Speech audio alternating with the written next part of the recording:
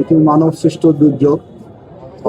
তো আমরা আলোচনা করে দেখেছি যে আমাদের এই গ্যাস লিকেজ থেকে সারা বছরই কোথাও না কোথাও দুর্ঘটনা ঘটে।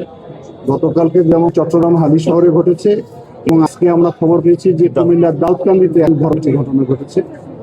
আমরা এটা নিয়ে কাজ করতে চাই শিল্প মন্ত্রণালয়, স্বাস্থ্য মন্ত্রণালয়, আমরা দুর্যোগ ব্যবস্থাপনা মন্ত্রণালয় থেকে, যাতে করে এই যে গ্যাস লিকেজ থেকে এবং গ্যাস যে সিলিন্ডারগুলো ব্যবহার করা হয়, মেয়াদ উত্তীর্ণ সিলিন্ডারগুলো ব্যবহার করা হয়, এগুলোতে কিভাবে একটা নিয়মের মধ্যে নিয়ে আসা যায় সেগুলো নিয়ে আমরা অল্প সময়ের ভিতরে 3 মন্ত্রণালয় বসে কাজ করব, যাতে করে ভবিষ্যতে এই ধরনের দুর্ঘটনা থেকে কম ক্ষতি হয় সেই ব্যবস্থাটা করার চেষ্টা করা হবে।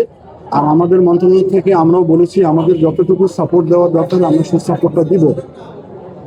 আর এটা খুবই মর্মান্তিক, শিশু বাচ্চা সহ মহিলারা আক্রান্ত হয়েছে।